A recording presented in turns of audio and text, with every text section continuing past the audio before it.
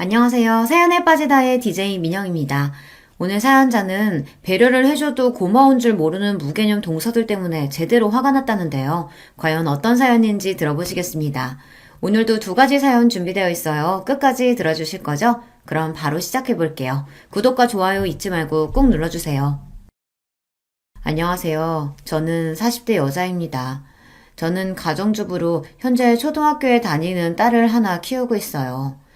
아이가 어릴 때는 정신없이 아이만 키우느라 스스로를 돌보지 못한 채 시간이 어떻게 가는 줄도 모르고 살았습니다. 그런데 어느새 아이를 학교에 보내고 정신을 번쩍 차렸더니 40이 넘었더군요.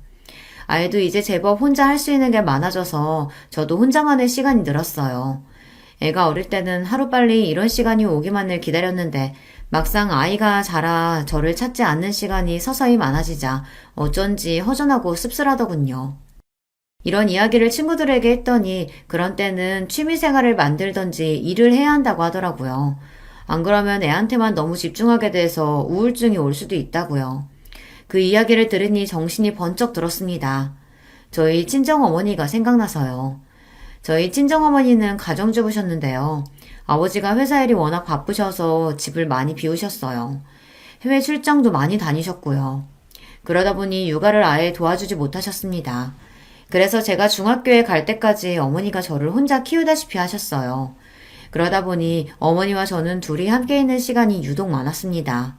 나중에는 모녀지간이 아니라 거의 친구 관계 같았어요. 그런데 문제는 제게 사춘기가 찾아왔을 때였어요. 사춘기는 엄마보다는 친구가 더 좋잖아요. 친구들과 어울리는 게 좋아서 집에도 늦게 들어가게 되고 주말이면 친구들을 만나러 나갔습니다. 자연스레 엄마와 보내는 시간이 줄어들었죠. 그때 엄마랑 많이 싸웠어요. 엄마는 제가 점점 커져가는 걸 모르고 아직도 어린 줄 알고 항상 본인 옆에 있어야 한다고 생각했습니다. 저는 그게 집착처럼 느껴졌어요. 지금이야 저도 결혼해서 자식을 낳았으니 당시에 외로웠을 엄마 마음이 조금은 이해가 되지만 그때는 전혀 몰랐어요. 엄마가 저에게만 신경 쓰고 집착하는 게 싫었습니다. 그래서 더 삐딱하게 굴었어요. 그때 생각이 나니 혹시나 저도 제 딸아이에게 집착하는 엄마가 되지는 않을까 걱정이 앞섰습니다. 저희 남편도 자영업을 해서 새벽이고 밤이고 없이 바빠요. 그래서 아이를 챙기는 건 온전히 제 몫이었습니다. 저는 아이에게 집착하지 않는 엄마가 되기 위해 제가 먼저 노력해야겠다 마음을 먹었어요. 그래서 앞으로 저의 미래를 위해 준비를 해야겠다 싶었죠. 사실 제가 대학을 못 나왔어요. 고등학교 때 사춘기가 심하게 와서 방황을 좀 하다가 공부를 아예 놔버렸습니다. 당시에도 어머니는 무조건 대학은 가야 하는 거라고 학원도 보내고 과외도 시켜주셨지만 소용없었어요.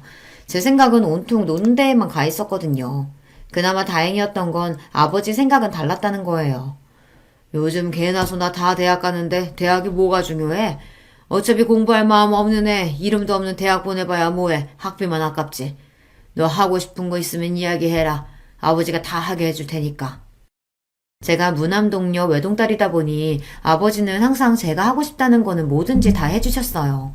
사실 저도 이제와 말이지만 아마 저도 모르는 사이 그런 아버지의 다정함에 기대에 아무 생각 없이 살았는지도 몰라요. 제가 뭘 하든 아버지는 항상 곁에서 든든한 버팀목이 되어주셨으니까요. 저는 결국 대학에 떨어지고 아버지의 소개로 중소기업 비서로 일하게 됐습니다. 크게 하고 싶은 것도 없고 꿈도 없었던 저는 하루하루 주어진 일을 열심히 하며 성실하게 살았어요.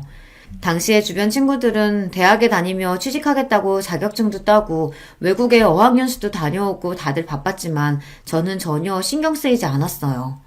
남들이 목적을 가지고 앞만 바라보며 살아간다고 해서 저까지 그럴 필요는 없다고 생각했으니까요. 그렇다고 제가 아빠만 믿고 게으르게 산 건 아니에요. 아버지 소개로 들어가긴 했지만 어쨌든 그 회사에서 8년을 넘게 일했습니다. 다른 회사에서 스카우트 제의가 있었을 만큼 열심히 일했어요. 남편도 그 직장에서 만났습니다.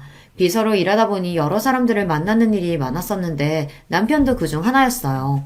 시작은 일로 만나게 됐지만 서서히 가까워지며 연애도 하고 결혼까지 꼴이 나게 되었습니다.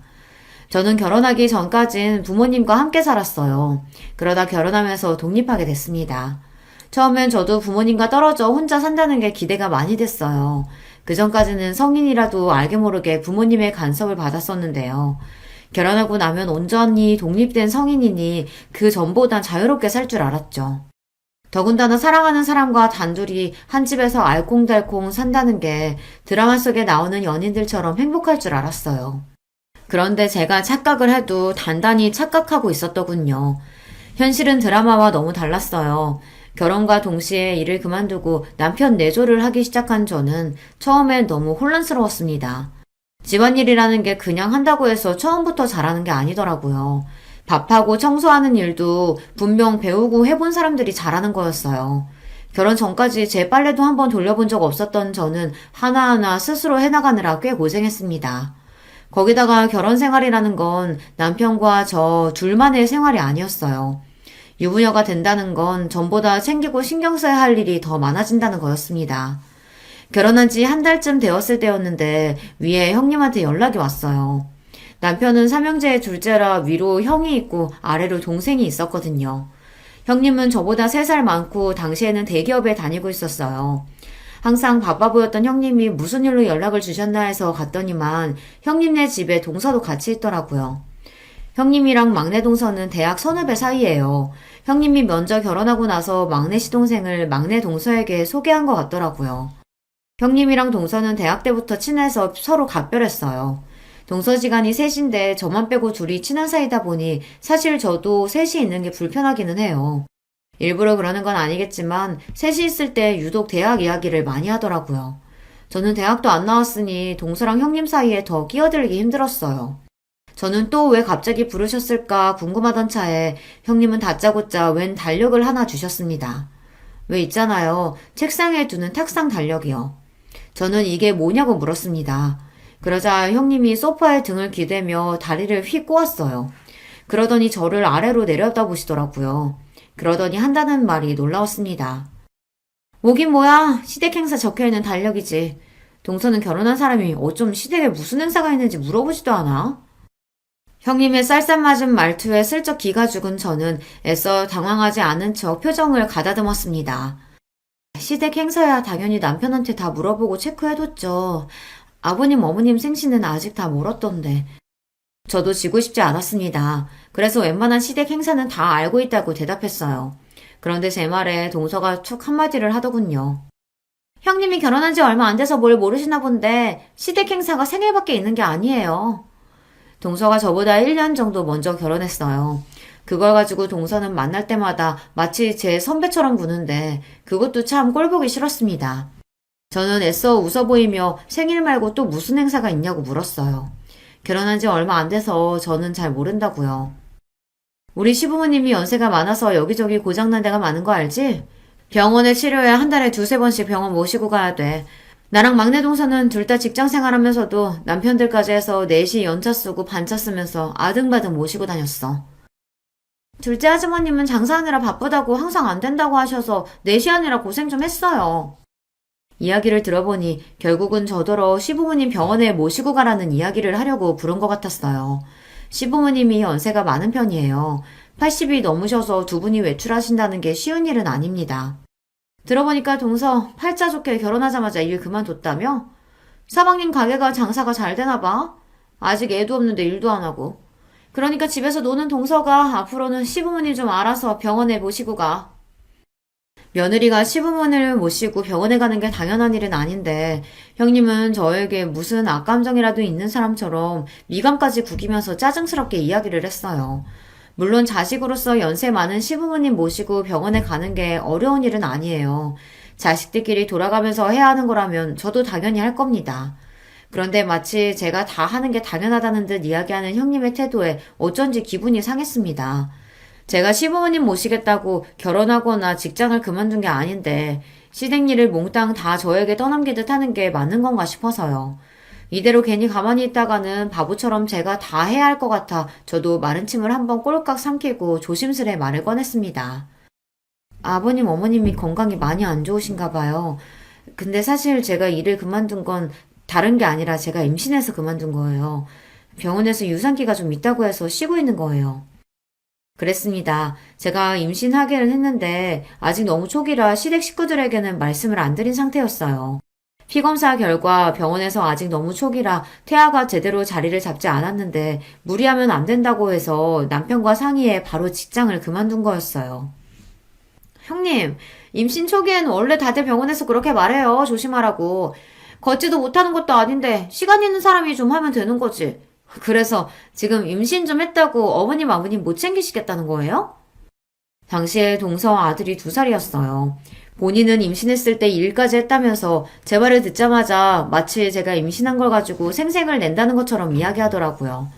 물론 형님이 있는 자리다 보니 동서도 신경 쓰여서 한 이야기일 수도 있습니다. 제가 듣기로는 형님이 결혼한 지 4년이 넘었지만 아직 애가 없다고 들었거든요. 그래서 남편이 제 임신 사실을 조금 더 이따가 이야기하자고 한 거예요. 형님이 아이 문제에 있어서 좀 예민하다고요. 하지만 제 입장에서도 제가 왜 일을 안 하고 쉬고 있는지 설명을 해야 했습니다. 자꾸만 저를 하는 것도 없이 집에서 노는 사람 취급을 했으니까요. 그깟 애 좀 가졌다고 유나는. 임신했을 때 너무 안 움직이고 집에만 있으면 살만 찌고 더 안 좋대. 막내 동서는 임신하고도 애 낳을 때까지 출근도 했어. 암튼 자만하지 말고 다음 주부터는 동서가 시부모님 모시고 병원에 좀 가. 2분 다 옛날 분들이라 병원은 죽어도 자식들이 모시고 가야 하는 건 줄 아시는 분들이니까. 당분간은 동서가 신경 좀 써. 지금까지 서방님 장사한다고 매번 시부모님 일은 우리가 다 했단 말이야. 이제 동서도 들어왔으니까 서방님 대신해서라도 동서가 좀 알아서 해야지. 형님이 큰 눈을 더 크게 뜨고 따지듯 말을 하면 저는 순간 말문이 턱 막히면서 말을 잇지 못했어요. 동서랑 형님 둘 다 서울대를 나왔습니다. 그래서 그런지 형님도 그렇고 동서도 그렇고 이야기를 나누다 보면 둘 다 말을 너무 잘해서 제가 이길 수가 없었어요. 2사람이 말을 하면 다 맞는 말 같더라고요. 이후로 제가 아이를 낳을 때까지 줄곧 시부모님을 모시고 병원에 다녔어요. 처음엔 제가 몇 번 가다 보면 형님이나 동서가 이야기를 할 줄 알았는데 전혀 말이 없더라고요.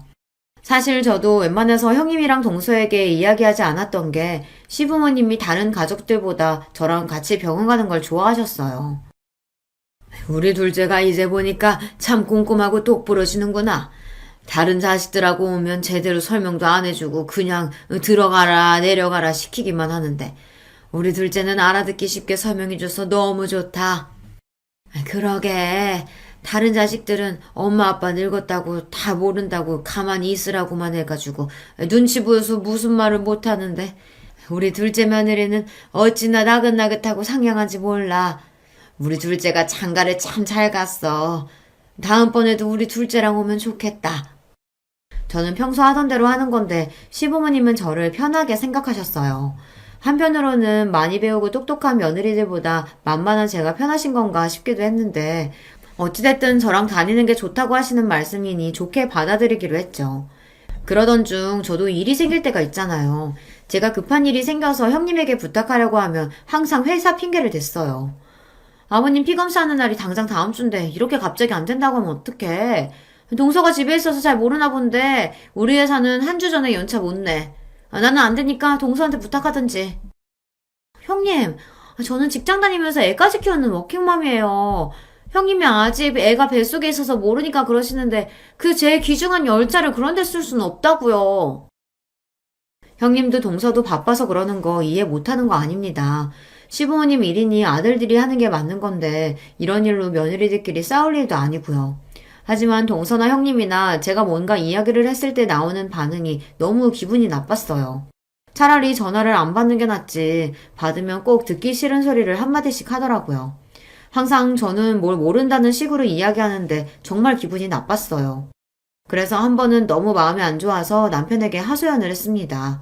형님이랑 동서가 너무하는 것 같다고요.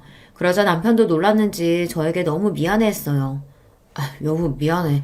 내가 새벽부터 저녁까지 일만 하느라 우리 자기 너무 힘들게 하네. 이번에 병원 가는 건 내가 무슨 일이 있어도 갈 테니까 걱정하지 마. 그리고 형수랑 재수씨 만나면 내가 따끔하게 한마디 할게. 우리 자기 힘들게 하지 말라고. 남편이 저 기분 나아지라고 하는 말인 거 알지만 그래도 남편이 제 편을 들어주니 저는 좋았습니다. 남편이 식당을 운영해요. 사장인데다가 음식까지 본인이 직접 만들다 보니 새벽부터 시장 가서 장 보고 가게 마감까지 합니다. 그러다 보니 쉬는 날이 거의 없어요. 그래도 남편은 저와의 약속을 지켜줬습니다. 한 달에 한 번은 가게 문을 닫고 시부모님을 병원에 모시고 갔어요. 그리고 제가 만삭이 돼서 배가 불러왔을 때는 남편이 직접 나서서 시부모님과 다른 가족들에게 이야기했습니다. 우리 사랑이 엄마 이제 만삭이라 힘들어서 운전 못해. 내가 한 달에 한 번은 가게 문 닫고 어머니 아버지 모시고 병원 가겠지만 나머지는 아버지 어머니 두 분이서 가시던지 형제들이 알아서 해. 아버지 어머니 눈도 어두워서 버스도 제대로 못 타시는데 어떻게 두 분이서 병원에 가? 그러니까 형이 모시고 가면 되잖아. 내가 누구냐? 안 그래도 회사 힘들어서 눈치 보여 죽겠는데 이런 일까지 신경 써야겠어? 이런 건 좀 집에서 노는 사람이 하면 안 되냐? 형, 말 조심해. 놀기는 누가 놀아? 여기 노는 사람 하나도 없어. 그리고 어머니 아버지가 우리 부모님인데 왜 며느리들한테 떠넘겨? 우리 부모님 일이니까 아들들끼리 알아서 해. 남편도 좋게 이야기하고 싶었지만 다들 제가 시부모님을 모시고 병원에 가는 걸 너무 당연하게 생각하는 분위기라 남편도 기분이 상해서 목소리가 격해졌습니다.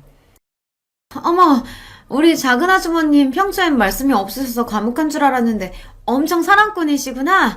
작은 형님은 너무 좋겠다. 그쵸, 형님? 분위기가 격해지자 막내 동사가 나서서 애써 말을 돌렸어요. 그런데 그 상황에서 형님은 괜히 또 저를 쏘아보더군요. 아직 애가 나온 것도 아니고 어차피 집에 있는 사람이 좀 하면 안 되는 건가? 꼭 일을 키워서 집안에 분란을 만들어야겠어? 형수, 왜 자꾸 이 사람한테 뭐든 다 떠넘기려고 하세요? 형수가 하기 싫으면 그냥 안 하면 될 일이지. 무슨 대장처럼 나서서 이래라 저래라 해요. 뭐야? 이 자식이 어디 감히 형수한테 그딴 소리를 해? 아휴, 서방님이 무서워서 이제 무슨 말도 못하겠네. 네, 형수님. 제발 좀 제 눈치 보시고 이 사람한테 함부로 하지 마세요. 이 사람도 임신해서 고생하면서도 싫은 소리 한 번 안 하고 시집살이 다 알아서 했잖아요. 맏며느리면 고마운 줄 아셔야 되는 거 아니에요? 여보, 그만해. 왜 그런 소리까지 하고 그래. 맞잖아. 당신 임신 중독증 걸려서 밥도 한 숟갈 못 먹었는데 우리 어머니 아버지 병원 간다고 새벽부터 일어나서 준비하고 병원 갔다 온 날은 아버지 힘들어서 식사 잘 못하신다고 전복죽에 반찬을 매일 해서 가져갔잖아. 여기 형수님이랑 재수씨 결혼한 지 몇 년 됐어도 한 번도 그렇게 한 적 없었어. 그러니까 우리 아버지 어머니가 자기랑만 병원 간다고 하지. 다른 자식들은 불편하니까. 제가 임신한 동안 내내 중독증으로 고생을 좀 했어요. 배는 나오는데 자꾸만 살이 빠질 정도로 잘 먹지도 못하고 서 있기 힘들 정도로 빈혈에 시달렸습니다. 그런 와중에 저는 형님이나 동서에게 싫은 소리 듣는 게 싫어서 시부모님과의 약속을 지켰어요. 임신해서 힘들고 아픈 건 제 문제니까요. 그런 소리를 남편이 가족들 앞에서 하는 게 생색내는 것 같아 민망하긴 했지만 어쨌든 속은 시원했습니다. 현수님, 그거 임신 중독증 정말 힘들다던데 고생 많으셨네요. 앞으로 출산까지는 다른 건 걱정하지 마시고 푹 좀 쉬세요. 형, 미안해. 우리가 매일 바쁘다는 핑계로 너무 형수님한테 떠넘겼지. 앞으로는 나도 신경 쓸게. 그나마 시동생은 사람이 순하고 착해요. 철딱서니 없고 아무 말이나 하는 동서에 비하면 아까웠죠. 그래도 그날 이후 많은 점이 개선됐습니다. 남편이 한바탕 한 덕분에 그 다음부터는 자식들끼리 상의해서 돌아가며 시부모님을 모시고 병원에 갔어요. 저도 한 달에 한 번 정도만 모시고 가면 됐습니다. 가끔 형님이나 동서가 바쁜데 회사에 눈치 보이게 반차 이야기해야 한다고 투덜투덜 할 때에는 저도 괜히 신경 쓰이고 눈치가 보였지만 애써 모른 척 했어요. 남편이 그래도 된다고 해줬거든요. 시부모님 챙기는 건 의무가 아니라 자식으로서 각자의 도리야. 다들 바빠도 할 수 있는 만큼 노력하면 되는 거라고. 안 되면 할 수 없는 거고. 당신도 우리 사랑해 보느라 꼼짝도 못하는데도 자식으로서 도리하려고 노력하잖아. 자식이면 다 똑같이 하는 거니까 절대 눈치 볼 필요 없어.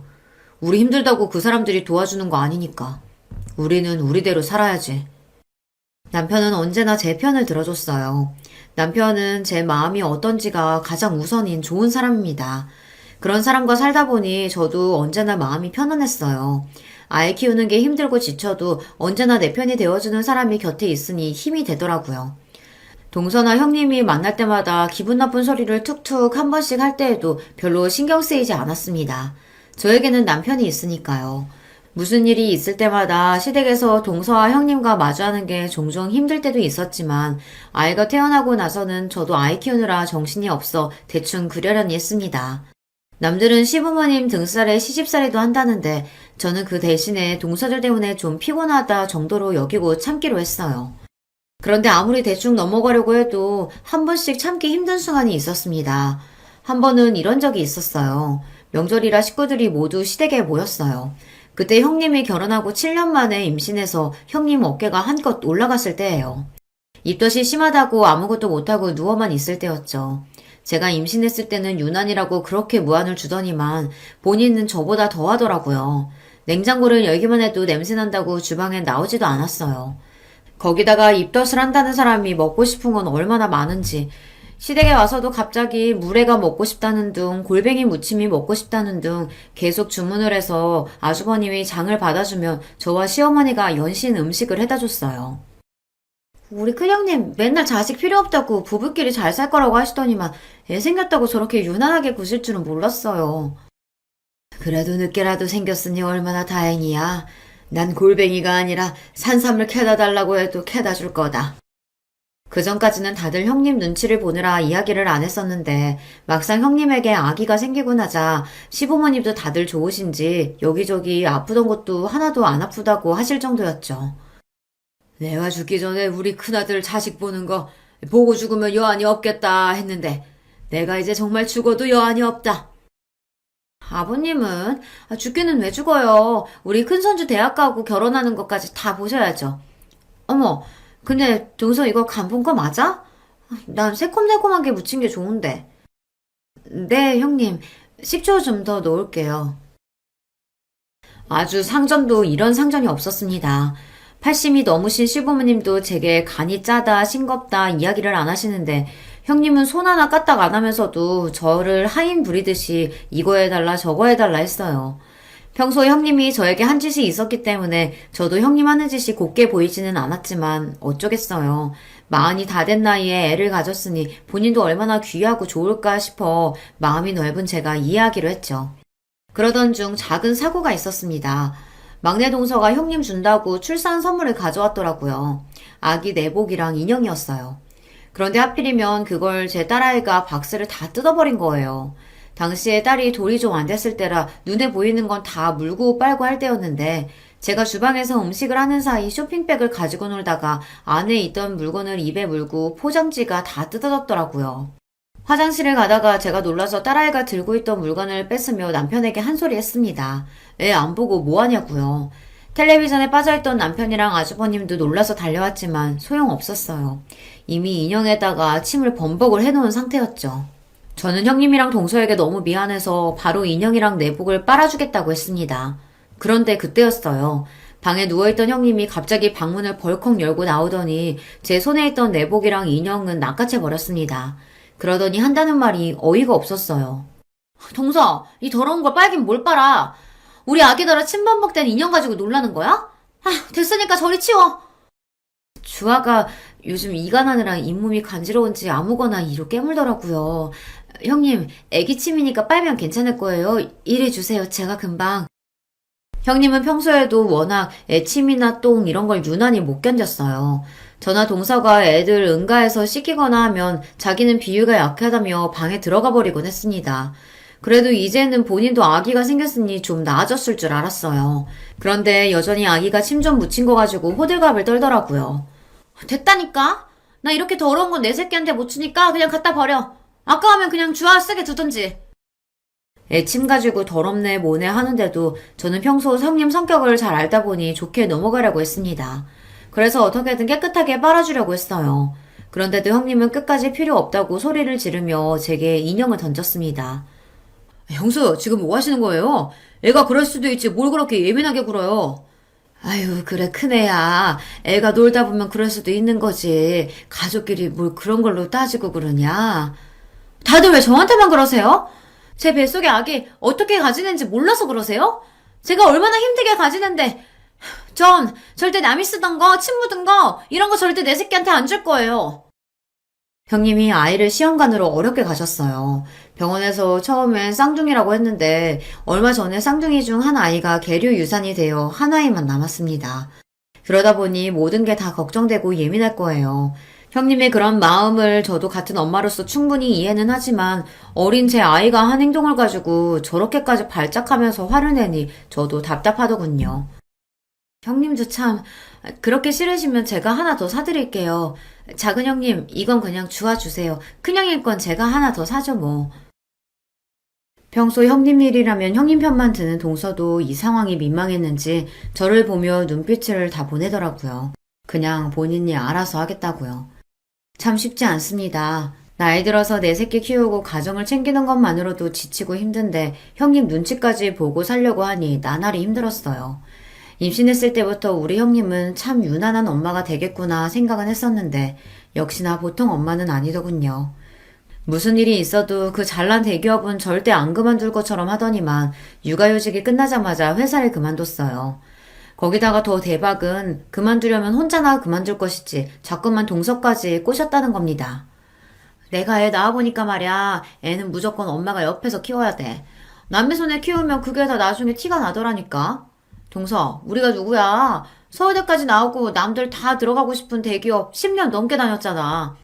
내 새끼 위한 더 나은 미래 위해선 우리 같은 인재가 가만히 있어선 안 돼. 동서도 이 기회에 회사 그만두고 나랑 같이 사업하는 거 어때?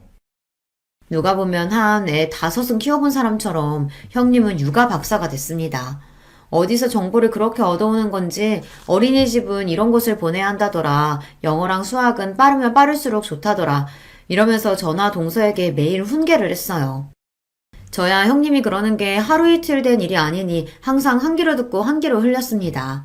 하지만 형님 말이라면 똥이 된장이라도 믿는 동서는 항상 팔랑거렸거든요. 형님이 저번에 말한 유기농 생리대 사업이요? 그거 IT면 너무 좋긴 한데 우리가 당장 돈이 어딨어요. 투자자는 찾으셨어요? 아휴, 동서는 걱정도 많아. 내가 누구야? 투자자는 금방 찾을 거니까 동서도 슬슬 퇴사해. 애들 학교 다닐 때 무조건 엄마가 옆에 있어야지. 매일 학원으로만 돌리면서 애 공부시키는 거, 그거 학원만 좋은 일 시키는 거다? 저는 형님이 하는 말이 다 너무 웃겼습니다. 그전에는 동서가 애들 문제로 힘들다고 하면 왜 그렇게 애한테 목을 매냐. 애는 애고 엄마는 엄마다 하면서 동서한테 회사 일이나 똑바로 하라고 하더니만 본인이 애 낳고 키워보더니 180도 달라져서 이제는 동서한테 회사를 그만두랍니다. 애 키우려면 돈도 많이 들어가고 시간도 필요하니 회사를 그만두고 본인이랑 사업을 하자고요. 형님도 참 애는 각자 집안 사정에 맞게 키우면 되는 거지 뭘 그렇게까지 이야기하세요. 전에는 동서한테 절대 애 때문에 일 그만두지 말라고 버티라고 하시더니 저도 듣다 형님이 하는 말이 웃겨서 한마디 했습니다. 사람이 이랬다가 저랬다가 하는 꼴이 웃겨서요. 동서가 뭘 한다고 끼어들어? 동서는 고등학교 간신히 졸업하고 남의 밑에서 커피만 타다 시집왔으니 직장에 미련 없겠지. 그치만 우리 같은 사람들은 회사 하나 그만두는 것도 엄청 큰 결심하고 그만두는 거야. 그리고 누가 봐도 우리같이 서울대 나온 사람들이 애들 교육에 대해서 훨씬 더 많이 알지 않겠어? 모르면 가만히 좀 있어. 또 그 소리였습니다. 본인들은 서울대를 나왔고 저는 고졸이니 뭘 모른다고요. 이제 하도 많이 들어서 별로 기분이 상하지도 않았습니다. 하지만 그건 그거고 제가 살아온 과거까지 마음대로 떠드는 건 저도 참기 힘들었습니다. 네, 형님이랑 동서 서울대 나온 대단한 사람들인 거 잘 알죠. 근데요, 저 같은 고졸도 결혼하고 아이 생겼다고 10년 가까이 다녔던 직장 그만두는 거 쉬운 일 아니에요. 저도 어렵게 결정했어요. 어머머, 뭐래? 동서, 누가 보면 내가 동서 고졸이라고 무시한 줄 알겠어. 안 그래, 막내 동서? 그러게요. 작은 형님 본인이 대학 안 나와놓고 우리가 학교 얘기하고 그러는 게 거슬렸나 봐요. 작은 형님 죄송해요. 앞으로는 조심할게요. 형님도 동서도 참 얄밉습니다. 자기들이 대놓고 저를 고졸이라고 무시해놓고는 제가 듣기 싫다는 식으로 이야기하면 항상 그런 적 없다는 식으로 잡아댔어요. 저도 이제 결혼한 지 벌써 10년이 다 됐습니다. 그동안 동서랑 형님이랑 말도 못할 정도로 별의별 일이 다 있었죠. 저한테 왜 그러냐고 하소연도 해보고 대놓고 기분 나쁘다고 해보기도 하고 남편에게 이야기도 했습니다. 그런데 다 소용없었어요. 제가 뭘 하든 형님도 동서도 저를 다르게 대할 생각이 전혀 없으니까요. 오히려 제가 싫은 티를 내면서 형님이고 동서를 건드리는 게 더 분란을 만들었어요. 괜히 저 때문에 어른들 앞에서 남편이랑 아주버님 시동생이 다투기도 했으니까요. 그 이후로는 저도 형님이고 동서를 그냥 다 무시하기로 했습니다. 그 사람들이 잘나든 잘나지 않든 그냥 저랑은 많이 다른 사고방식을 가진 사람들이라고 생각하기로 했어요. 저에게 기분 나쁜 소리를 해도 웃어넘기고는 했죠. 그런데 저 혼자서만 노력한다고 해서 되는 게 아니더군요. 어느 날이었습니다. 주말 아침부터 형님에게 연락이 와 받았는데 오늘 형님네 조카 생일잔치라고 저더러 집에 와서 좀 도와달라고 하더라고요. 동서, 오늘 서방님 집에 계시지? 서방님한테 주화 좀 맡기고 우리 집에 오늘 와줄 수 있을까? 우리 유리 생일이라 집으로 친구들 초대했는데 도와주겠다고 했던 친구가 갑자기 일이 생겨서 못 온다고 그러네. 조카 생일이라 집에서 생일 파티를 하는데 음식이랑 파티 준비를 도와주기로 했던 친구가 갑자기 일이 생겨서 못 오게 됐답니다. 그래서 저에게 도와달라는 거였어요. 그런데 저도 아이랑 약속이 있어서 아무래도 안 될 것 같아 형님 부탁을 거절했습니다. 상황은 알겠는데 어쩌죠? 저도 오늘은 주아랑 볼일 치러 가겠다고 약속해서 오늘은 좀 힘들 것 같은데. 동서는 시간 안 된대요? 평일에 학원 다니느라 고생하는 딸아이가 이번 주말만큼은 가족들이랑 볼링 치러 가고 싶다고 해서 이미 약속을 한 상태였는데 제가 빠지기가 미안했습니다. 막내 동서도 당연히 불렀지. 근데 나나 막내 동서나 둘 다 공부만 할 줄 알지 음식 솜씨는 영 없잖아. 음식은 동서가 잘하니까 와서 좀 도와줘. 아니 볼링장이야 내일 가도 되잖아. 마음이 급하기는 한지 형님이 웬일로 저에게 좀 도와달라고 애원을 하더군요. 저는 고민 끝에 남편과 딸에게 볼링장은 내일 가자고 잘 이야기하고 형님네로 갔습니다. 역시나 형님이었어요. 고작 10살짜리 생일 파티를 거하게도 준비하셨더군요. 이벤트 업체에서 파티용품이랑 마술사까지 불렀다더라고요. 아무튼 우리 형님 유난하다니까. 이럴 거면 음식도 업체 부르면 되지. 왜 굳이 집에서 직접 하겠다고 한 거예요? 웬만한 건 배달 시켰지. 근데 우리 유리가 떡볶이랑 김밥은 작은 엄마가 한 게 제일 맛있다잖아. 꼭 친구들한테 자랑하고 싶다고 작은 엄마 불러달라고 난리치는데 어쩔 수가 없었어. 어쩐지 이상하다 싶기는 했습니다. 항상 비싸고 좋은 것만 좋아하는 형님이 웬일로 저에게 김밥이랑 떡볶이를 만들어달라고 하나 했더니만 조카가 제가 만든 게 제일 맛있다고 했나 보더라고요. 조카가 제가 만들어준 음식이 맛있다고 하니 괜히 더 기분이 좋아져 더 열심히 만들어줬어요. 생일 파티 준비가 거의 마무리되어 가자 조카 친구들이 우르르 도착했습니다. 제가 할 일은 끝난 것 같아 조카에게 생일 축하한다고 인사를 하고 나올 생각이었어요. 그런데 그때 작은 소란이 좀 있었습니다. 조카에게 인사하려고 조카가 친구들이랑 놀고 있던 방에 들어갔더니 애들끼리 이상한 소리를 하고 있더라고요. 뭐? 너네 엄마 대학 안 나왔다고? 헐, 어떻게 그럴 수가 있어? 우리 엄마가 그러는데 대학 안 나오면 인생 망하는 거라던데? 에이, 무슨 소리야. 대학 좀 안 나온다고 인생이 왜 망해? 우리 엄마가 그러는데 인생은 공부만 잘한다고 잘 사는 게 아니라 했어. 그리고 우리 엄마 대학 안 나왔어도 지금 회사 다니면서 잘 살아. 그거야, 너희 엄마가 대학을 안 나왔으니까 일부러 그런 소리 하는 거지. 대학 못 나온 게 창피하니까. 아니거든. 우리 엄마 대학 안 나온 거 하나도 안 창피하거든. 우리 엄마 대학 안 나왔어도 우리 집에는 차 2대나 있어. 완전 부자야. 차가 2대라고 다 부자냐? 집이 넓고 커야 부자지. 너희 집 화장실 하나잖아. 그럼 부자 아니야. 저도 자식을 키우고 있다 보니 애들끼리 별의별 말 다 하는 거 잘 압니다. 조카나 조카 친구나 둘 다 아직 어린애들이니 어른들에게 들은 이야기를 가지고 아무렇게나 하는 말이라는 것도 잘 알고요. 자기들이 무슨 소리를 하는지도 모르고 하는 걸 거예요. 하지만 아무리 몰라서 하는 말이라도 제 조카가 친구에게 한 말은 분명히 상대방 기분을 나쁘게 할 수 있는 말이니 어른으로서 바로 잡아주는 게 맞다 싶었습니다. 유리야, 큰엄마가 들어오다가 우연히 들었는데 친구들한테 그렇게 말하면 안 되는 거야. 친구 엄마 이야기인데 그렇게 함부로 이야기하면 친구가 상처받을 수도 있잖아. 친구들끼리 싸우지 말고 우리 서로 사과할까? 여럿이 있는 앞에서 누구 잘못이라고 이야기하기가 저도 좀 그래서 다시 예쁘게 말을 해보자고 했습니다. 그런데 그때 제 얘기에 조카가 기분이 상했는지 갑자기 울음을 터뜨렸어요. 그러더니 큰 소리를 내며 동서들이 있는 거실로 나갔습니다. 엄마, 작은 엄마가 나한테 뭐라고 했어? 작은 엄마가 내 편 안 들어주고 김민지 편 들어주고 작은 엄마 미워. 작은 엄마 자기 집에 가라고 해. 순간 눈물을 펑펑 흘리며 형님에게 달려가는 조카의 모습에 저는 적잖이 당황했습니다. 더군다나 더 기가 막혔던 건 형님의 태도였어요. 동서 뭐야?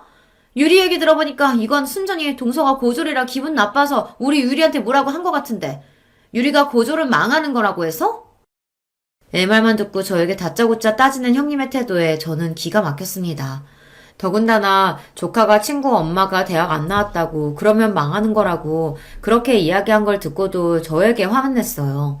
자기 자식 사과시킬 생각은 안 하고요. 형님, 지금 무슨 말씀 하시는 거예요? 애들끼리 싸우는 거 말린 건데 제가 기분 나쁠 게 뭐가 있어요? 유리가 대학 안 가면 망하는 거라고 해서 그런 말 하면 안 된다고 했다면서요. 그럼 형님이 기분 나빠서 하신 얘기가 맞죠? 혼내는 시어머니보다 말리는 시누이가 더 얄밉다더니 딱 그 짝이었습니다. 가만히 있으면 반이라도 갈 걸 동서는 굳이 나서서 형님 편을 들더군요. 그건 제가 고졸이라서 기분 상해서 그런 게 아니라 아무리 어린애라도 친구한테 그런 식으로 이야기하면 안 되니까 하지 말라고 가르쳐 준 거예요. 서울대식이나 나오면 뭐랍니까? 사람이 저 정도로 기본 개념이 없는데 말이죠. 저도 나름대로 아이들도 있으니 참아보려고 했습니다. 그런데 짜증이 나서 도저히 참을 수가 없었어요.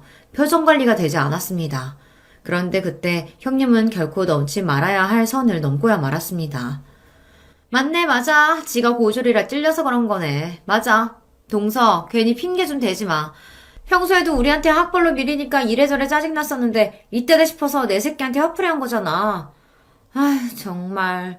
이래서 가족도 수준이 맞아야 하는 거라니까. 동서, 잘 들어. 고졸이면 인생 망하는 거 맞아. 너 스스로 좀 봐. 너는 우리 집안 수치잖아. 그러니까 망한 거 맞지? 이제 좀 내 말 알아들었어? 순간 저는 제 두 귀를 의심했습니다. 제가 들은 말이 정말 사실인가 싶어서요. 형님은 저에게 아예 말까지 다 놓고 너너 소리를 지르며 삿대질까지 했습니다. 형님, 지금 저한테 집안의 수치라고 하셨어요? 그 말 후회 안 하죠? 사람이 너무 화가 나면 이성이 날아간다고 하잖아요. 제가 그 순간에 딱 그랬어요. 정말 간신히 붙잡고 있던 이성의 끈이 빠지지 끊어지며 형님이고 뭐고 눈에 뵈는 게 없었습니다. 뭐래? 어디서 무식한 게 똥폼을 잡고 있어. 내가 후회를 왜 해? 좋아요. 이거 보시고도 정말 후회 안 하시나 보죠. 이거 받으세요. 저희 친정아버지 명함이에요. 저는 곧바로 가방에서 아버지 명함을 꺼내 형님에게 건넸습니다. 그때까지도 형님과 동서는 제 행동이 이해가 되지 않는다는 듯 미간을 구기고 있었어요. 아버지 명함은 왜 주고 난리냐라는 눈빛을 노려보면서요. 그런데 그때 명함을 먼저 확인한 동서가 눈이 둥그레져선 토끼 눈으로 저를 바라봤습니다. 어머, 형님, 이거 뭐예요? 동아벤처 대표 이동우면 그때 우리한테 연락했던 투자자잖아요. 이 사람이 정말 형님 친정아버지라고요? 말도 안 돼. 동서 똑바로 본 거 맞아? 어머머, 이게 뭐야? 정말 그 투자자잖아. 맞아요. 얼마 전에 형님이랑 동서가 하기로 한 사업에 투자하겠다고 연락한 투자사 대표가 우리 친정아버지예요. 그랬습니다. 동서나 형님에게 구체적으로 말한 적은 없지만 친정아버지께서 사업을 크게 하세요. 예전부터 많은 기업에 투자하셨는데 최근에는 스타트업 사업이나 젊고 유능한 사업가들에게 투자하시더라고요. 최근에도 좋은 아이템을 찾고 계시길래 제가 형님이랑 동서가 하는 유기농 생리대 사업을 추천했습니다. 그래서 아버지 회사에서 동서랑 형님네 회사로 연락했던 거예요. 이런 사실을 동서나 형님이 알면 부담 가지실 것 같아 얘기를 안 한 건데 도저히 말 안 하고는 안 되겠더라고요.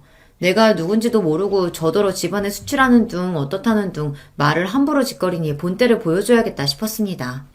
그 순간 믿기지 않는 일이 벌어졌어요. 형님이 애들에게 밥부터 먹으라고 거실로 다 내보내더니 방문을 닫더라고요. 그러더니 동서의 허리를 쿡 찔렀습니다. 그러고는 둘이 슬쩍 눈빛을 주고받더니만 동시에 바닥에 무릎을 꿇고 앉았어요. 동서, 미안해. 내가 정신이 나갔었나 봐. 아무리 화가 나도 사람이 할 말 못할 말이 있는 건데 내가 실수했어.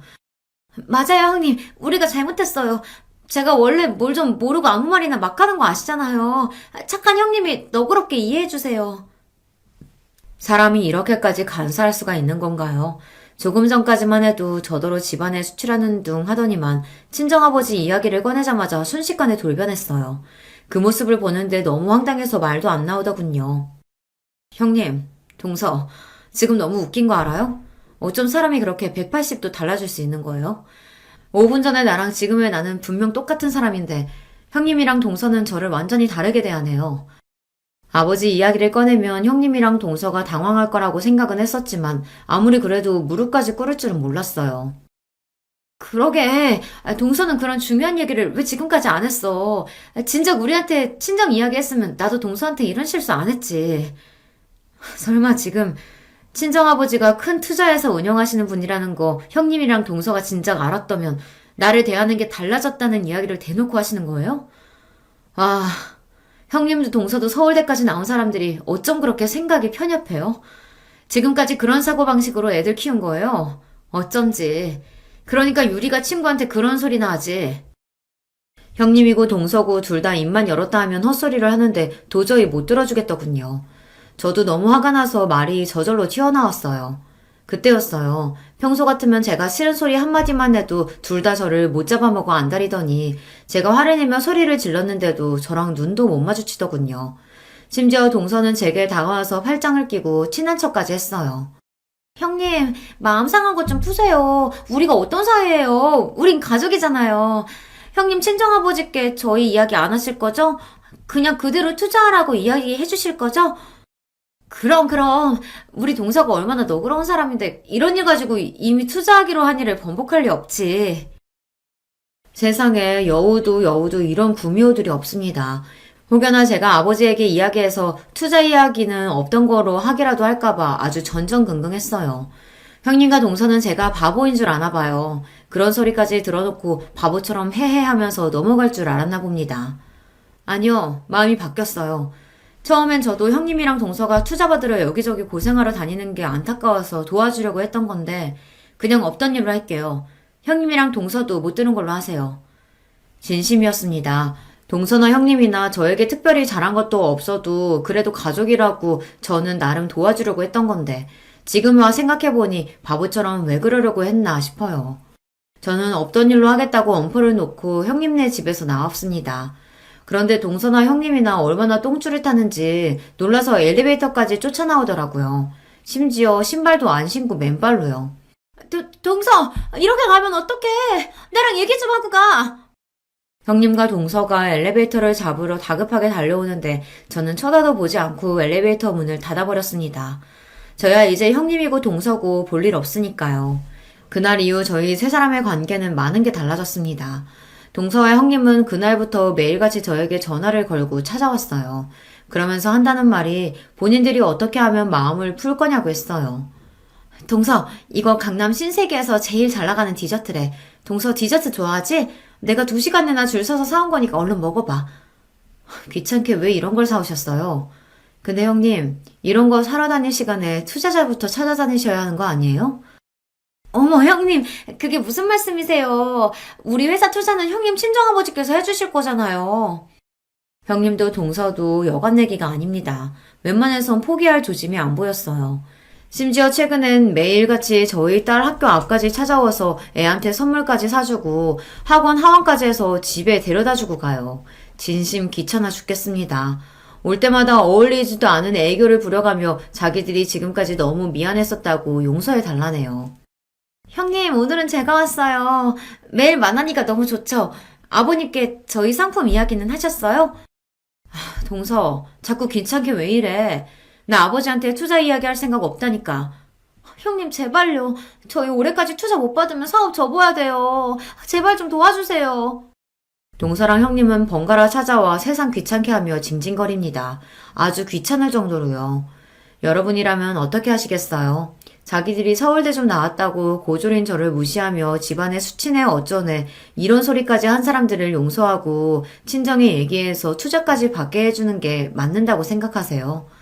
동서랑 형님이 거의 매일같이 찾아와 제 앞에서 친한 척을 한 지도 벌써 반년이 다 되어가요. 매일 무릎만 안 꿇었다 뿐이지 그때 일은 미안하다고 매일 싹싹 빕니다. 저도 처음엔 절대 용서해주지 않을 생각이었지만 반년 동안 쫓아다니며 잘못했다고 사과하니 저도 살짝 마음이 움직여요.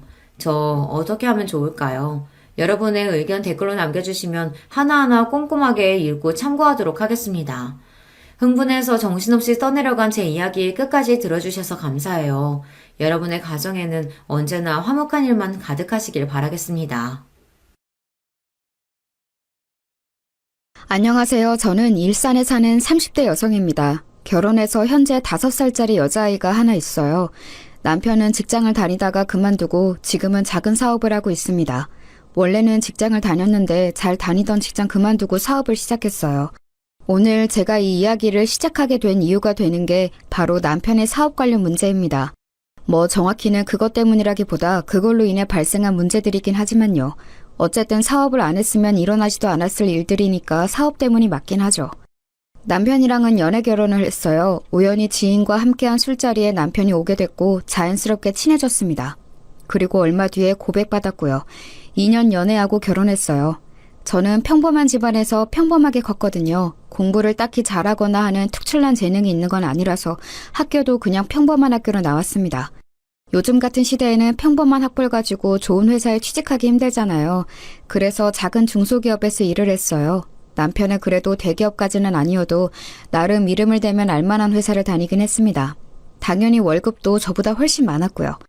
그래서 그런지 시어머니는 처음부터 저를 탐탁지 않게 생각했어요. 제가 남편에 비해 많이 모자란다고 말이죠. 제 친구들은 남편 정도 되는 스펙이 뭐가 그렇게 대단한 스펙이냐며 그런 시어머니를 도통 이해할 수 없어 했지만 뭐 자기 아들이 잘났다고 생각하는 건 모든 부모의 마음이니 그러려니 했습니다. 딱히 엄청난 반대를 한 건 아니었지만 시어머니가 저를 탐탁지 않아 한다는 사실을 알고 있었기 때문에 저도 잘하려고 나름 열심히 노력했어요. 집안 행사가 있으면 열심히 가서 돕고 기념일 같은 것들이 있으면 잊지 않고 챙겨드리고 말이죠. 뭐 그럴 때마다 옆집 할매는 이거보다 훨씬 비싼 가방을 받았던데 하면서 마음에 안 드는 티를 냈지만 그렇다고 자기 아들이 엄청 대단히 많이 버는 건 아닌 걸 알고 있었기 때문에 더 이상 말을 하지는 않았습니다.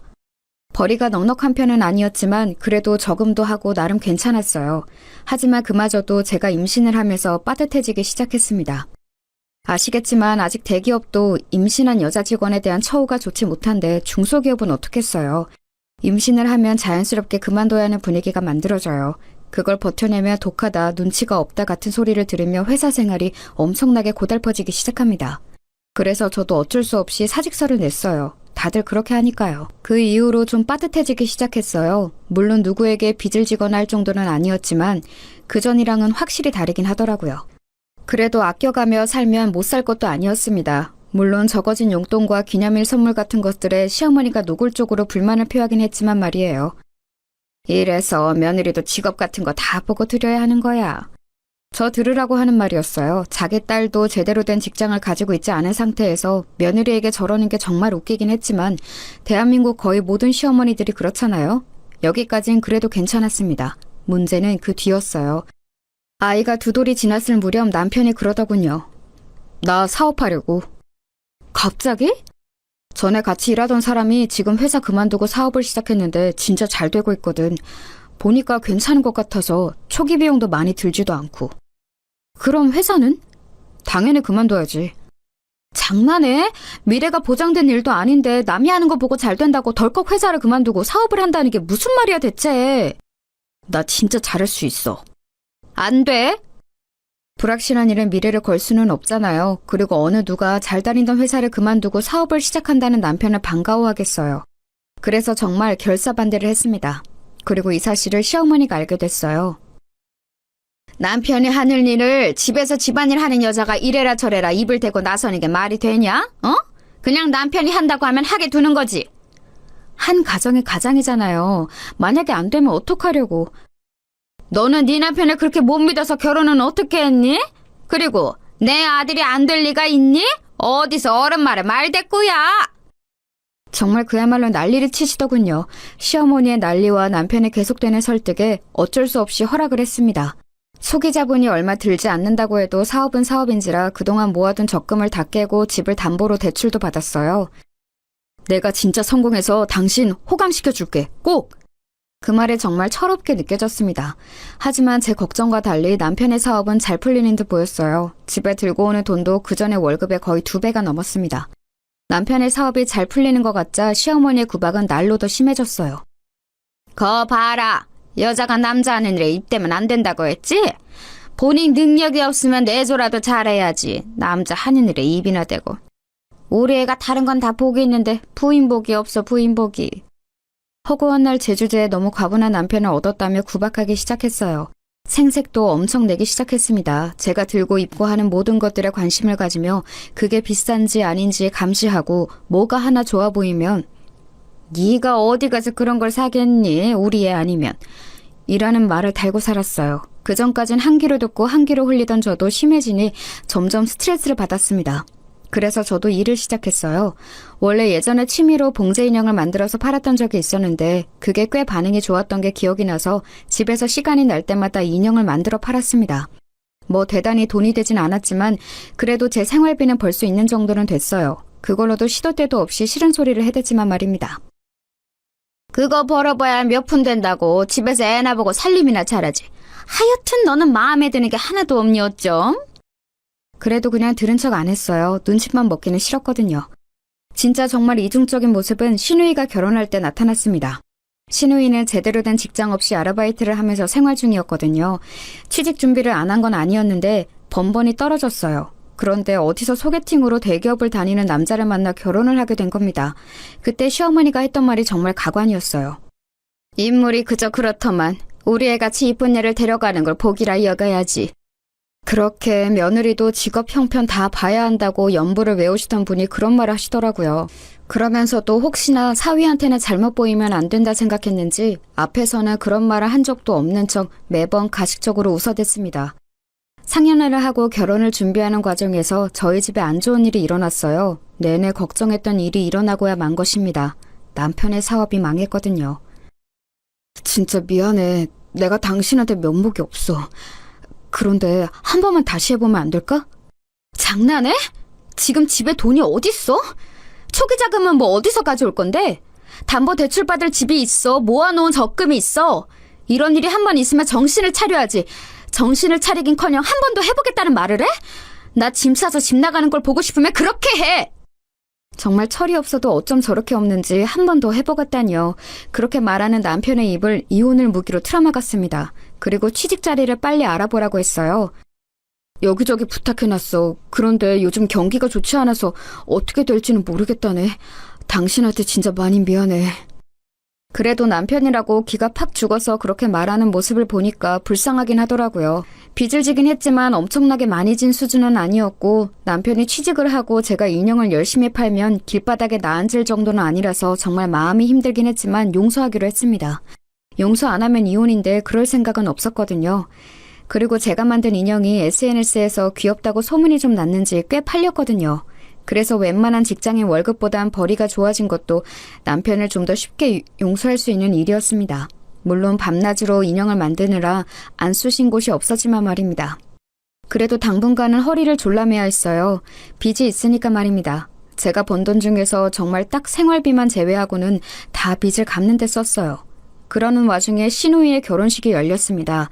마음 같아서는 물론 축의금을 더하고 싶었지만 정말 그럴 여유가 없었어요.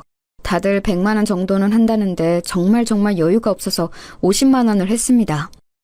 저는 이해해줄 거로 생각했어요. 왜냐면 남편 사업이 망했다는 건 말하지 않았지만 남편이 사업이 요즘 잘 안 풀려서 너무 힘들다는 이야기를 어머니께 들었다고 했거든요. 그렇지 않으면 자꾸 뭘 바라시니까 그 정도는 말하라고 제가 시켰었습니다. 그래서 그날 이후 용돈 달라 뭐 사달라 이런 말이 없으시길래 남편이 잘 이야기를 했고 시어머니도 잘 이해하고 있는 줄 알았어요. 하지만 제가 축의금을 50만 원을 한 걸로 그야말로 사단이 났습니다. 결혼식이 끝나고 저를 부르더군요. 그리고는 다짜고짜 면전에 봉투 하나를 던졌습니다. 정말 예고 없이 얼굴에 뭔가를 던진 거라 그 충격에 멍하게 이게 무슨 일인가 생각하고 있을 때 정말이지 쌍욕부터 날아왔어요. 내가 사돈댁에 부끄러워서 고개를 못 들겠다. 신우이 결혼식에 축의금 50만 원이 뭐야? 어디서 이런 거지 같은 년이 들어와서 내가 고개도 못 들게 만들어? 어? 네가 지금 제정신이야? 나 쪽팔리라고 일부러 이랬지? 어? 제가 무슨 말을 해야 할지 몰라서 어버버거리고 있자 제 머리를 한 대 툭 치더라고요. 사업이 어려워도 집에 돈이 없어도 신우이 결혼식에 축의를 50만 원 하는 건 내가 어디서 듣도 보도 못했다. 어? 네 대가리에 뭐가 들었니? 생각이란 건 하고 사니? 어? 정말 눈물이 주르륵 흘렀습니다. 뭐라 저항할 사이도 없이 말이에요. 저희 어려운 거 아시잖아요. 돈 100도 없니? 어? 그 정도도 없어? 너는 어디 빌릴 곳도 없어? 내가 어쩌자고 이런 거지 같은 년을 며느리로 들여서 이쪽을 당해야 돼, 어? 한참을 그렇게 욕을 듣고 있는데 뒤늦게 온 남편이 그 앞에서 저를 막아서며 제 편을 들기 시작했습니다. 엄마, 우리 힘들다고 했잖아. 그럼 저거 보고 나가서 식당 일이라도 하라고 해. 집에 가만히 처박혀서 살림이라 하는 년이 뭐가 힘들다고 결혼식 내내 죽상을 하고 앉아서는. 사업이 힘든 것도 네가 힘들지 제가 힘드니? 어? 제가 밤새 주문 들어온 인형을 만들다 결혼식을 가서 안색이 좀 안 좋긴 했었거든요. 엄마 그만해요. 이 사람도 내가 돈 한 푼 안 가져다 주는데 살림하기 힘들어. 그 소리에 어휴 하면서 한숨을 쉬고는 방문을 쾅 닫고 안방으로 들어가더군요. 나중에 생각하니까 그때 너무 놀라고 감정이 북받쳐서 아무 말도 하지 못한 게 정말 후회스럽더라고요. 자기야 진짜 미안해. 사과하는 남편의 꼬라지도 보기 싫었습니다. 사실 취직 자리를 적극적으로 알아보는 것 같지도 않았어요. 맨날 전에 같이 사업하던 사람들과 만나서 푸념이나 하고 집에서도 방 안에 틀어박혀서 게임이나 하고. 당신이 알아서 정리해. 나 이런 소리까지 들어가면서 당신이랑 살 이유 없어. 그렇게 말하고는 시댁을 나왔습니다. 그리고는 한참 뒤 남편이 돌아와서 자기가 어머니께 잘 말했다고 이제 그런 말은 안 하실 거라며 정말 싹싹 빌더군요. 내일부터는 진짜 취직 자리도 열심히 알아보고 내가 진짜 잘할게. 자기야 너무너무 미안해. 차마 망했다는 말을 하지 못했다며 저에게 한 번만 봐달라고 싹싹 비는 남편을 보며 정말 등신같이 한 번 더 참아주기로 했습니다. 제가 생각해도 제가 미련하고 등신 같았지만 이제 겨우 4살이 된 아이를 보면서 참았어요. 아버지 없는 아이로 만들고 싶지는 않았거든요. 그렇게 또 얼마간의 시간이 흘렀습니다. 말을 잘 했는지 시어머니는 더 이상 그 일을 말하지 않았어요. 아니 정확하게는 저를 부르지 않았습니다. 저도 시어머니가 부르지 않으며 딱히 찾아가지 않았기 때문에 서로 얼굴을 안 보고 지냈다는 말이 더 맞는 말이겠죠. 그러다 보지 않을 수 없는 날이 왔어요. 바로 시어머님의 생신이었습니다. 물론 무리가 되긴 했지만 현금 100만 원을 준비해서 갔어요. 괜히 안 들어도 될 말 듣기도 싫었고 이 정도면 괜찮겠지 싶었습니다. 그런데 아니었더군요. 옆집 팔매는 이번 생일에 명품 가방을 받았다는데. 지난번처럼 크게 뭐라고 한 건 아니었지만 궁시렁궁시렁 거리더군요. 그 정도야 뭐 참을 수 있다 생각했습니다. 지난번엔 거지 같은 년이라는 소리도 들었는데 말이죠. 얼굴에 봉투도 맞고. 집안일이라도 해라. 경제적으로 남편이나 집안에 도움이 안 되면 그런 거라도 열심히 해야 하지 않겠니? 그날 모든 생일상을 차리고 치우는 일을 제가 혼자 해야 했습니다. 원래는 도와주는 척이라도 하던 시누이조차도 그냥 앉아서 받아먹기만 하더군요. 하루에 10시간 이상은 인형만 붙잡고 있어서 손목이 시려웠지만 진짜 꾹 참았습니다. 하지만 손목이 너무 아팠어요. 쨍그랑 들고 가던 그릇을 놓쳐서 깨먹는 일이 생겼습니다. 제가요. 기다렸다는 듯 폭력에 가까운 잔소리들이 시작되더군요. 너는 진짜 제대로 할 줄 아는 게 도대체 뭐니? 생일날 그릇을 깨? 재수없게? 엄마 그만하세요. 마음에 안 든다 하니까 마음에 안 드는 짓만 골라서 하잖아. 엄마 이 서방 앞에서 창피하게 그만해. 그제야 자기 사위 눈치를 보며 그만두더라고요. 그러면서도 틈만 나면 저를 흘겨봤습니다. 그리고 그 이후로 정말 엄청난 시집살이가 시작됐어요. 경제력에 도움이 안 되면 집안일이라도 열심히 해야 하지 않겠니? 라는 말은 그냥 했던 말이 아니었던 겁니다. 그 뒤로 틈만 나면 저를 불러다 집안일을 시키더군요. 처음 몇 번은 참고 가서 했습니다. 하지만 그 이후에는 참고 아니고를 떠나 시간이 되질 않았어요.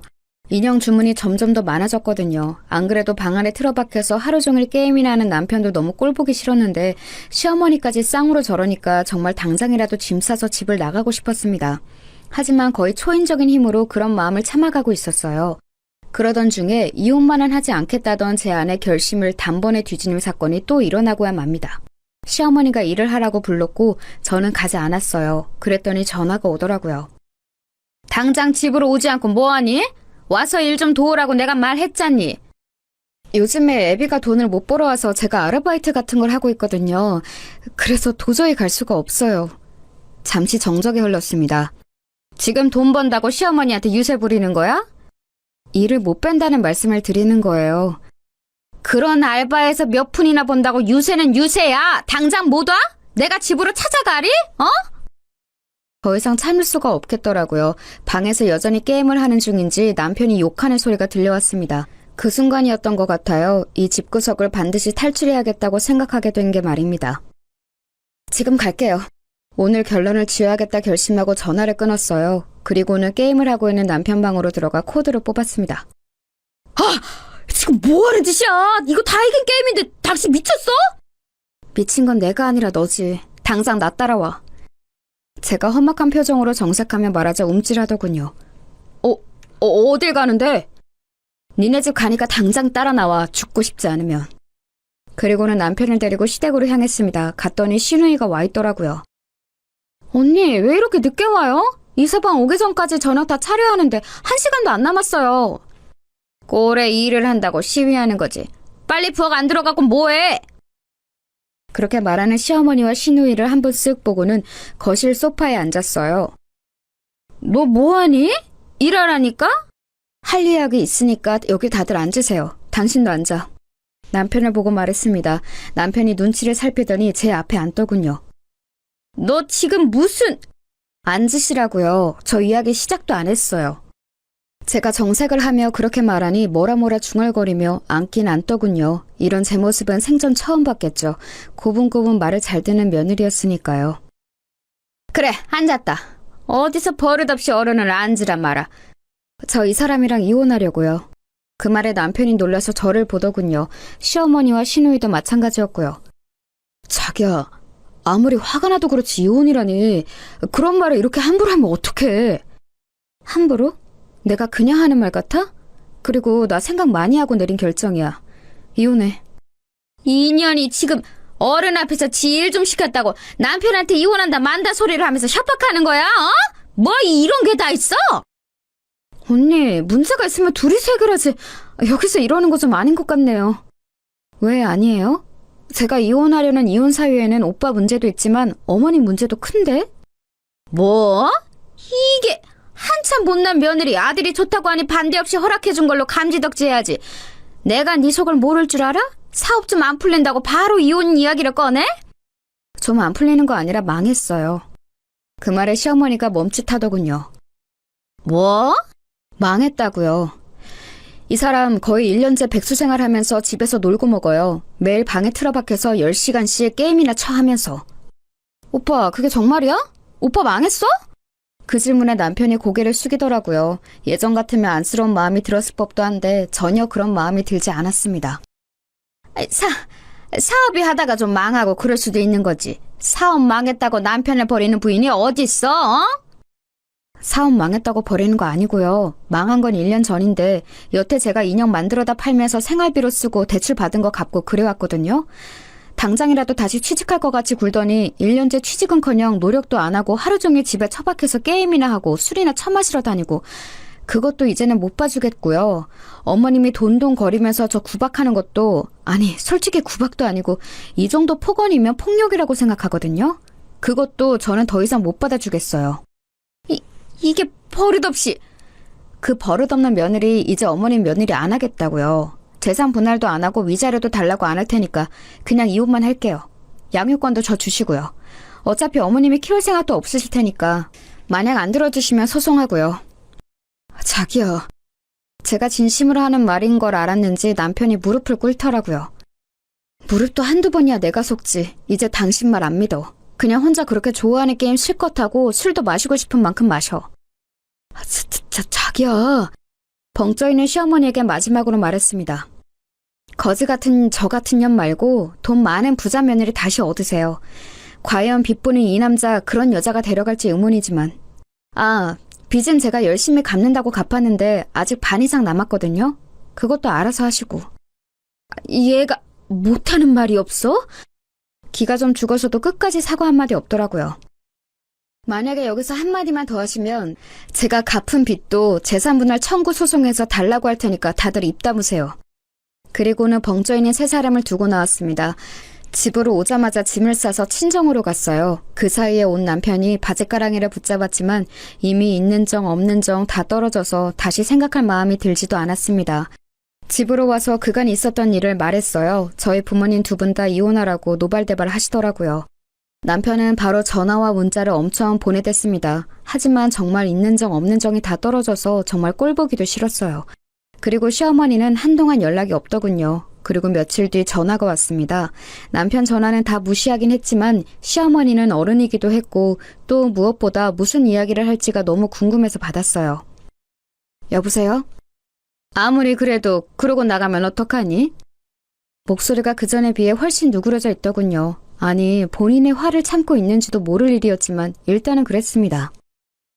욱해서 나온 거 아니고 저도 계속 고민하고 있던 일이었어요. 내가 잘못했으니까 일단 집에는 들어오거라. 어머님이 사과하신다고 한 번에 이해하고 들어갈 거였으면 나오지도 않았어요. 어른이 이렇게 먼저 연락해서 사과하는데 한 번은 들은 척이라도 해야지 않겠니? 어머님 진심으로 사과하시는 것도 아니잖아요.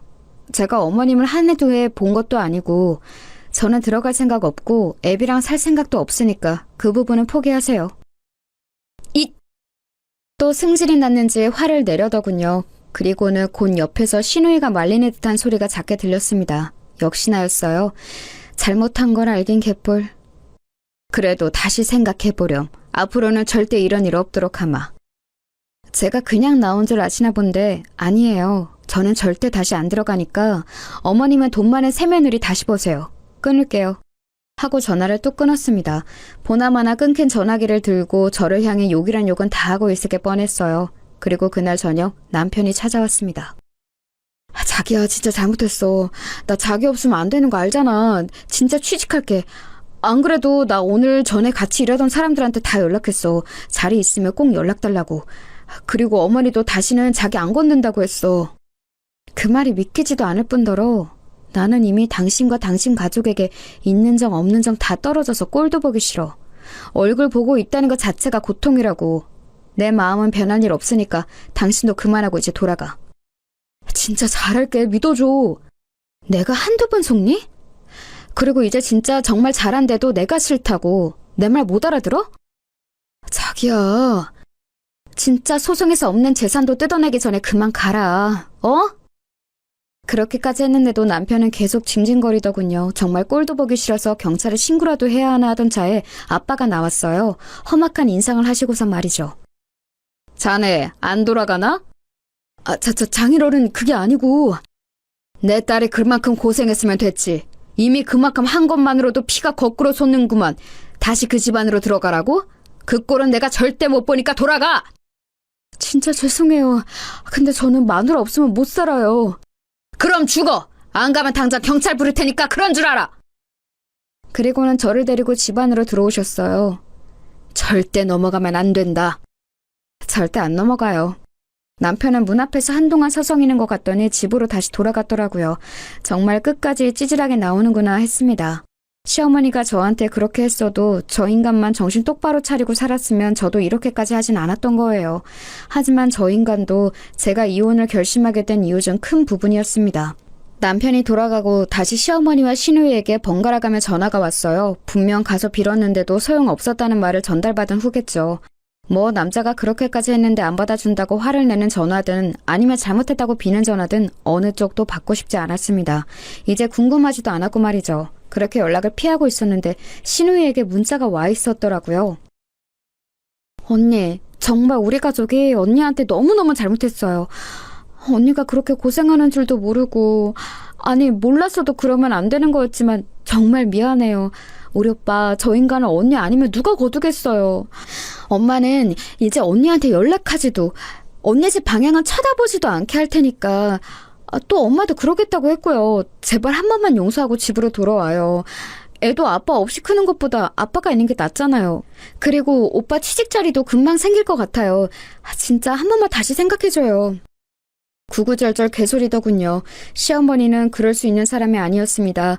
물론 제가 돌아가면 초반에는 좀 그럴 수도 있겠죠. 하지만 결국 본성이 나올 거예요. 그리고 제가 실수를 하거나 잘못을 할 때만을 눈에 불을 켜고 기다리겠죠. 그런 일이 생기자마자 득달같이 몰상식한 말들을 해가며 저를 무시할 거고요. 저는 두 번 다시 그런 일을 당하고 싶지 않았습니다. 그리고 남편이 취직한다고 해서 달라질 것도 없었어요. 이미 그 사람에 대한 신뢰도 다 깨졌기 때문입니다. 다시 사업병에 도지지 말란 법도 없고요. 그래서 시누이의 문자도 그냥 무시했어요. 그리고는 이혼 서류를 남편에게 보냈습니다. 그리고 전화했어요. 도장 안 찍으면 일주일 내로 소송장 접수하러 갈 테니까 도장 찍어서 보내. 제가 한 발도 물러나지 않자 그제야 제 말이 모두 진심이고 절대 그냥 넘어갈 생각이 없다는 걸 알았나 보더라고요. 시어머니가 저희 집으로 찾아왔습니다. 물론 예상 못한 바는 아니었어요. 애비한테 말 다 들었다. 그동안 네가 정말 고생이 많았더구나. 말을 해주지 그랬니? 아직도 제 탓이세요? 그걸 말하면 저한테 잘해주고 말 안 하면 거지 같은 년 소리 들어도 되고요? 그건 내가 그때 너무 흥분해서 미안하다. 흥분을 매번 하시잖아요. 어머님은 그게 한 번도 아닌데 왜 한 번 그런 것처럼 말하세요? 너희 하는 일에 이제 하나도 간섭 안 하고 아예 안 보고 산다고 해도 괜찮다.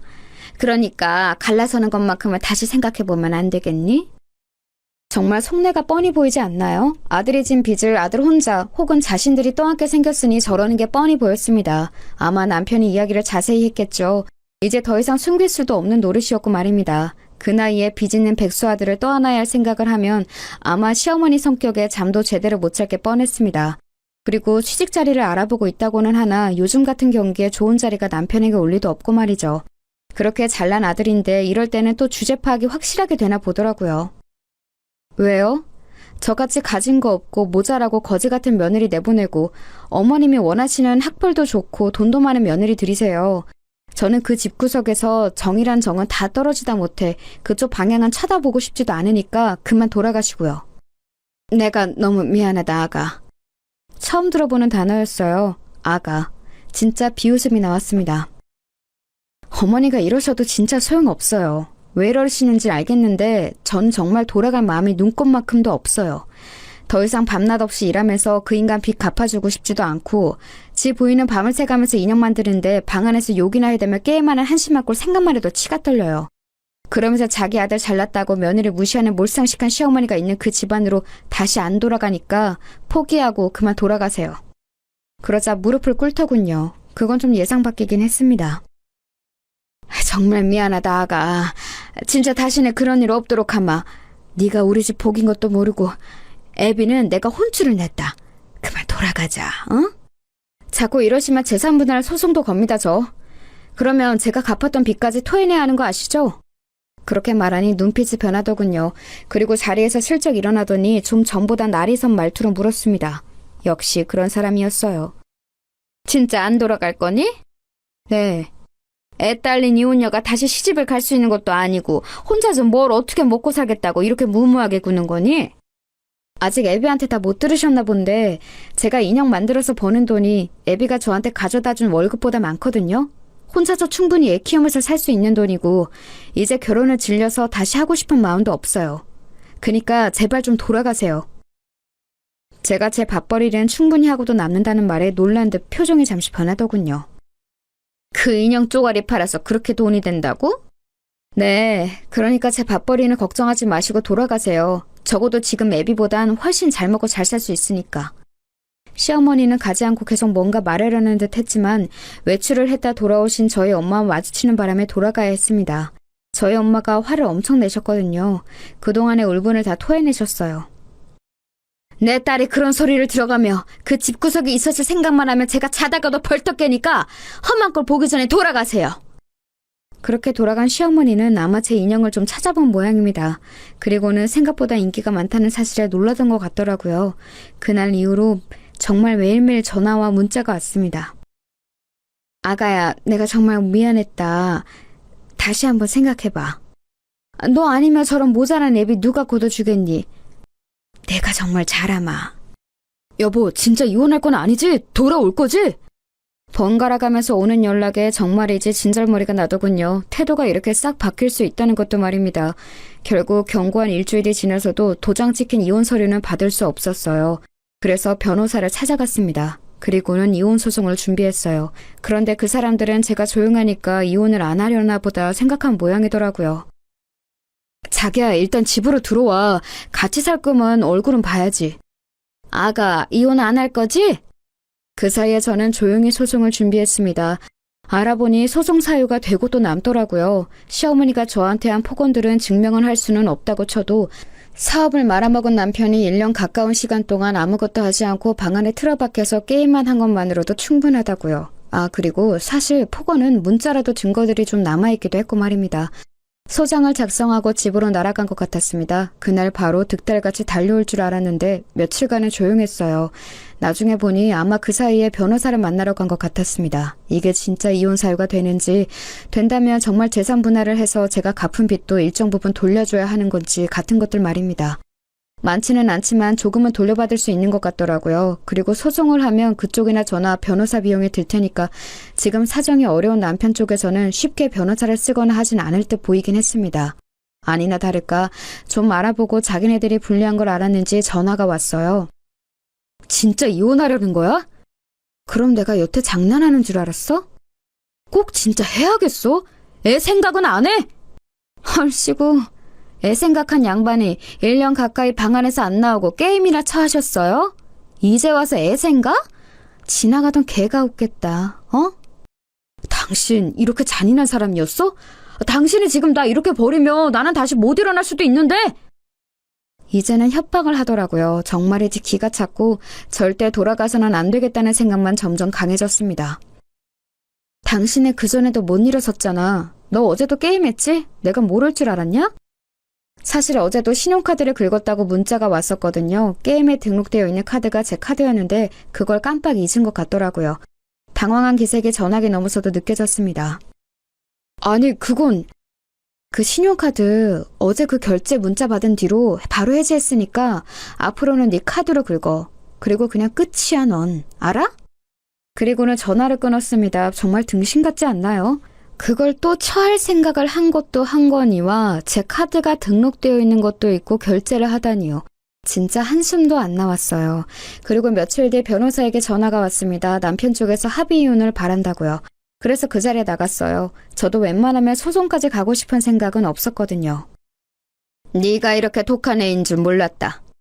제가 독한 게 아니라 저를 이렇게 만든 게 어머님이랑 어머님 아들이죠.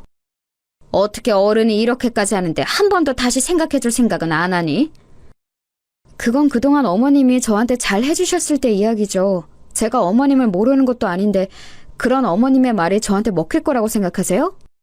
2년이 참아주니까! 결국 본색이 나오더라고요. 그 모습을 가만 보던 변호사님이 한마디 거들었습니다. 합의하러 오신 거 아니에요? 이러면 저희도 소송 갑니다. 그 말에 이를 악물더니 자리에 앉더라고요. 사실 저희 의뢰인은 소송을 하는 게 나아요. 한 푼이라도 더 받으니까요. 그런데 빨리 인연을 끊고 싶어하는 마음이 크니까 합의 요청을 받아들인 거고요. 근데 자꾸 이렇게 비협조적으로 나오시면 안 되죠. 저희가 봐드리는 건데. 네... 알겠으니까 빨리 진행하시게. 변호사 사무실을 아무리 다녀봐야 나오는 결론은 같았을 겁니다. 저한테 위자료나 재산 분할의 권리가 있다는 것만 확인받았겠죠. 재산 분할과 위자료를 받지 않는 대신 양육권은 제가 가져오는 것으로 합의를 했습니다. 그 와중에 양육비에 대한 이야기도 하길래 단호하게 이야기했어요. 양육비 안 줘도 돼요. 대신 아이에 대한 모든 권리는 저한테 주는 걸로 동의하고 제 허락 없이는 만나지도 못하는 걸로 하면 오케이 할게요. 그 말에 남편은 좀 고민을 하는 것 같았지만 시어머니는 옆에서 그냥 사인하라고 재촉을 하더군요. 지금 남편의 형편에 양육비를 줄 수도 없는 것도 없는 거였지만 아이 처음 낳았을 때부터 딸이라고 구박했던 게 생각나는 건 어쩔 수 없었습니다. 아이를 딱히 예뻐한 적도 없고요. 저런 할머니는 아이를 위해서라도 없는 게 나아요. 그래도 가끔 보기는 해줄 거지? 아예 못 보게는 안 할 테니까 사인이나 해. 남편이 망설이더니 결국 자기 엄마 등살에 못 이겨 사인하더라고요. 저런 인간을 남편이라고 믿고 결혼하고 살아낸 지난 모든 날이 정말 후회가 되는 순간이었습니다. 그리고 동시에 홀가분하기도 했어요. 그렇게 합의 이혼을 했습니다. 그 집안과는 완전히 끝났어요. 모든 게 끝나고 나오는 길에 시어머니가 저에게 했던 말이 아직도 생각이 나네요. 너보다 100만 배는 나은 새 며느리 드릴 테니까 두고 봐. 꼭 그러세요. 자기 아들은 금방 다시 재기할 거고 저보다 훨씬 나은 며느리를 볼 거라는 그 악에 바친 다짐을 들으며 돌아섰어요. 뒤에서 고래고래 고함을 지르는 소리도 그냥 웃어 넘겼습니다. 이제 정말 끝났으니까요. 여기까지 이야기하면 아마 뒷이야기를 궁금해하시는 분들이 많으시겠죠. 그래서 뒷이야기를 덧붙일게요. 아마 많은 분들이 원하는 사이다 같은 결말이긴 할 겁니다. 남편은 예상대로 제대로 된 취직 자리를 알아보지 못했어요. 여기저기 작은 회사들을 조금 다니다 잘리거나 그만뒀다고 하더군요. 사업을 했던 시기를 아직도 잊지 못하고 회사 생활에 적응을 못하는 것 같았습니다. 결국 집을 팔았다고 들었어요. 저희가 살던 그 집을 팔아 빚을 다 정리하고 지금은 시댁에 들어가서 살고 있다고 하더군요. 밤새 게임만 하는 아들을 보며 제 속 터지는 심정을 그대로 겪고 있을 시어머니를 생각하니 정말 고소했습니다. 그리고 제 인형은 입소문이 점점 더 더해져서 이제는 함께 동업해서 사업을 하자는 사람이 생길 만큼 사이즈가 커졌어요. 사업에 대한 편견 때문에 아직 본격적으로 시작하지는 않았지만 말입니다. 이미 혼자서는 감당이 안 되는지라 조만간 뭐든 해야 할 것 같긴 합니다. 벌이도 괜찮고 아이도 잘 크고 있어요. 그리고 시어머니와 남편은 제가 어떻게 사는지 뭘 하는지 틈틈이 알아보고 관심을 가지고 있는 것 같더라고요. 아마 재결합을 하고 싶어 하는 거겠죠. 시어머니는 골칫덩이 아들 다시 치워야 하니까 그런 거겠고요. 한 번은 시누이가 찾아와서 재결합 생각 없냐고 슬쩍 떠보길래 만나는 사람이 있다는 거짓말을 했습니다. 그날 저녁에 바로 남편에게 전화가 왔었어요. 당신 진짜 만나는 사람 있어? 그게 너랑 무슨 상관이야? 내가 만나는 사람이 있건 말건? 결혼 다시 할 생각 없다고 그랬잖아. 그때는 없었지. 지금은 좋은 사람이 있으면 할 건데? 진짜 결혼까지 생각하는 사람이 있다는 말이야? 아니 글쎄 그러던 말던 네가 무슨 상관이냐고. 그러고는 정말 화가 나서 전화를 확 끊어버렸어요. 아니 지가 뭐라고. 혹시나 저랑 재결합을 기대했던 건가 싶어서 더 기분이 나빴습니다. 하지만 거기서 끝나지 않았어요. 이번에는 시어머니가 저를 찾아왔거든요. 만나는 사람이 있다는 게 진짜니? 아니 그러거나 말거나 대체 무슨 상관이시라고 돌아가면서 이 난리를 치시는 거예요? 결혼 생각 없다고 해서 우리가 양육권을 포기한 게 아니니? 거짓말하지 마세요. 양육비 내기 싫어서 포기하신 거잖아요. 그리고 혹시나 애 가지고 협박할 생각하지 마세요. 이미 다 알아봤어요. 제가 재혼한다고 해서 양육권을 다시 돌려줘야 할 의무도 없고 만약에 그러면 그동안의 양육비도 청구할 수 있다고 하니까. 그 말에 시어머니가 움찔하더군요. 이미 거기까지 다 알아본 거니? 너도 참 독하다. 어머니만 하겠어요. 다시 찾아오지 마세요. 그리고 혹시나 재결합 이런 건 꿈도 꾸지 마시고요. 어머님이 그 호언장담한 저보다 몇 배 나은 며느리 보시게 되면 꼭 연락 주세요.